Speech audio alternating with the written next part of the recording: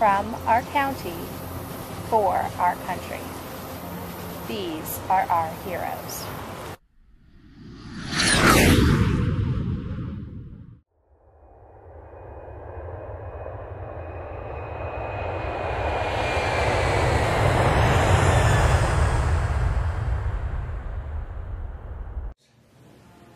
It was just an old banana boat to run bananas between the United States and they before they put it into the Navy use.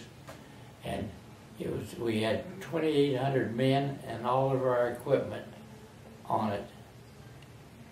And we took it thing and they went to Fiji before. In Fiji we stopped and traded ships in the harbor and went on to Fiji, down to Fiji. What's the big neighborhood? Big town, Fiji. Anyhow, that's the first big battleships I've seen. They put us in the port there, and we stayed there and gathered up a convoy, and we took off for Guadalcanal. Was the only place they had at that time. Mm-hmm. We went into Guadalcanal. It was 2 days getting up there with a convoy. They had 2 baby carriers, aircraft carriers and things. And the last day we was there, night of going into there, they attacked us. They didn't catch us till about dark. Mm-hmm. They'd been chasing us all day, and they just made 3 or 4 passes over us all, and the Japs. I think he shot one of them down, and we went on into Guadalcanal the next morning, and they was attacked in all day. It was only 30 miles from Munda was an airplane base, the Jap island. They had the next one, they jumped from island to island. The islands wasn't too far apart, about 30 miles, 50 miles apart or so. And we unloaded in the harbor. They never dropped anchor, they just floated. And because the ships were coming in there all the time, the planes were, they called it Skylark, Ironclad, Skylark Harbor, I think what they call it, because Tulagi was right across the bay, and they had a base there, and Henderson Field was right across. And the beaches were lined with Japanese ships that in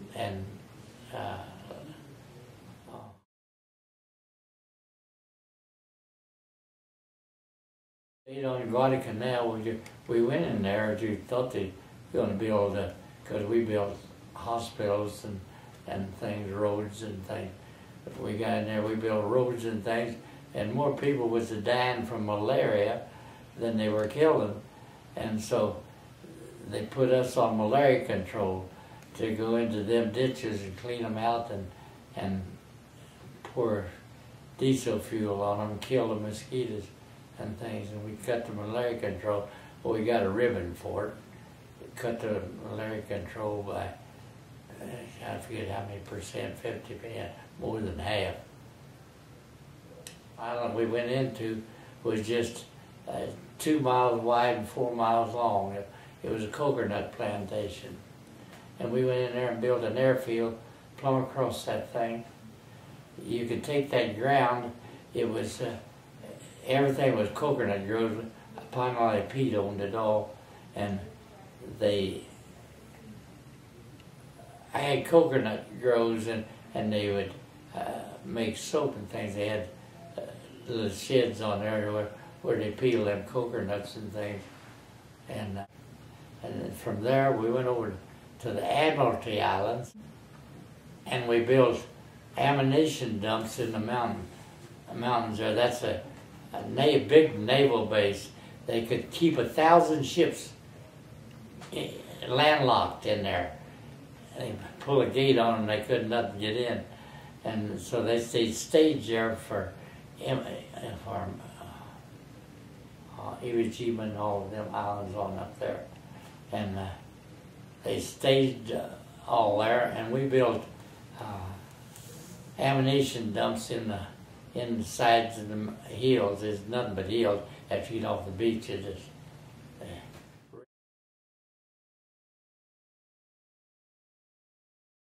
went up there, and we went into Manila Harbor, and that was the sight. I'm telling you, they just got through fighting there, and on Bataan and there, and that Manila Harbor is a shallow harbor anyhow, and that thing, all you could see was mass of ships. They sunk all the ships in that harbor, and they're just sitting there just about deck level of water, just the mass is sticking up. And we went in and into Manila. They had a seawall around that thing, and just one opening. We go in on lighters and just go around those same path around them.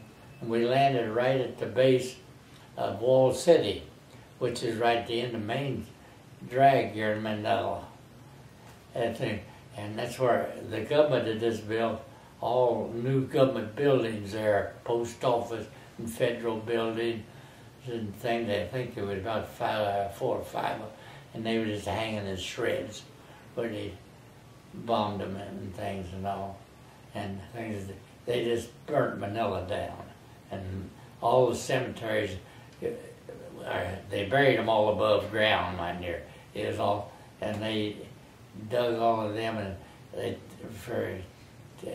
take the gold for the gold teeth. All them Filipinos had a mouthful of gold teeth.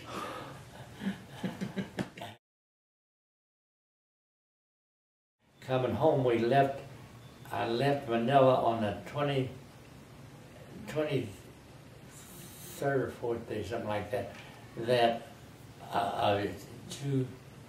July. And we came home, they put us on a brand new Liberty ship and things, and we was 28 days coming home and things, and we coming in that night before, and they said they're signing for peace, and I think they're going to sign, and he says when they do, we're going to shoot off all of our ammunition and things. And then about an hour or so, they come back on the horn, and it says no, they just got word that don't shoot off nothing, keep quiet, because there's submarines in that area. Yet they hadn't got the word or things, and said just keep going. And at daylight the next day, we landed in San Francisco that night, morning,